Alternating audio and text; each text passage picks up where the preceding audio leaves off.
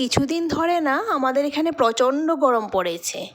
যখন সকাল 9টা বাজে তখন মনে হয় যেন দুপুর হয়ে গেছে। যদি না ঘড়ি দেখি তাহলে এরকমই মনে হয় দুপুর 12টা 11টা এরকমই বাজে। আমি তো ডেইলি মোবাইলে টেম্পারেচার চেক করি যে আজকে কীরকম থাকবে টেম্পারেচার, আগামীকাল কীরকম থাকবে, কবে বৃষ্টি হবে, এগুলিই চেক করতে থাকি। ডেইলি এগুলিই চেক করতে থাকি।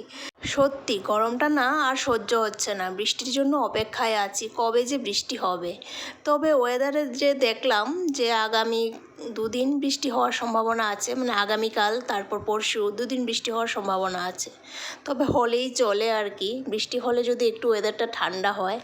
এই গরমে মানুষের অবস্থা তো খারাপ হয়েই গেছে, তার সাথে সাথে গাছপালা পশু পাখি তাদের অবস্থাও কিন্তু খুবই খারাপ হয়ে গেছে।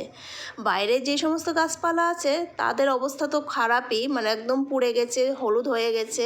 আর ঘরে যে এই যে দুটো গাছ, এগুলির মধ্যে তো রোদ লাগে না, তবুও হিটে, মানে ঘরের মধ্যে যে হিট লাগে সেই হিটেই পাতাগুলি একদম পুড়ে গেছে, কালো হয়ে গেছে। তো সেই পাতাগুলিকে আলাদা করে দিলাম, আর বাকি পাতাগুলিকে একটু ভিজে কাপড় দিয়ে মুছে দিয়েছি। ডেলি কিন্তু গাছগুলিতে জল দেওয়া হয়, তারপরেও গাছের এইরকম অবস্থা। এখন একটু বৃষ্টি যদি না হয় অবস্থা খুবই খারাপ হয়ে যাবে। সত্যি এখন একটু কিন্তু বৃষ্টির খুবই দরকার। তবে 2 দিন তো, আগামী 2 দিন একটু বৃষ্টি হওয়ার সম্ভাবনা দেখছি, যদি হয় ভালো হয় আর কি। যাই হোক, এখন চলে আসলাম রান্না করতে। আর আজকে একটু সাজনা আর আলু দিয়ে একটু ঝোল করব, তাও পেঁয়াজ রসুন এগুলি দিয়ে আর কি। এইরকমভাবে রান্না কিন্তু কোনো সময়ই করিনি, পেঁয়াজ রসুন দিয়ে সাজনা রান্না করিনি। তবে আজকে একটু ট্রাই করব।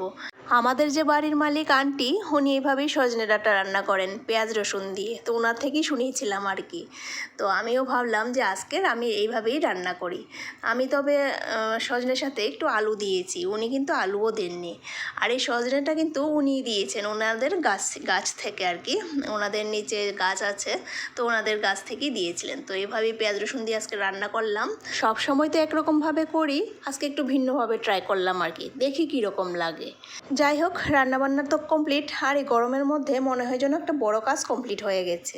আর দেখলেই তো কি রান্না করলাম, আলু সজনে ডাঁটা দিয়ে তরকারি করলাম, একটু টমেটোর চাটনি করেছি, আর করেছি কাঁচা কলার কোফতা। বাস, এখন কিন্তু বেলা 11টা বাজে, আর চারিদিকে দেখো রোদের কি অবস্থা। তাহলে চলো, আজকে ভিডিওটা এই পর্যন্তই। তোমরা সবাই সুস্থ থেকো, ভালো থেকো। তোমাদের সাথে দেখা হবে আর নতুন দিনে নতুন আরেকটা ভিডিওর সাথে। বাই।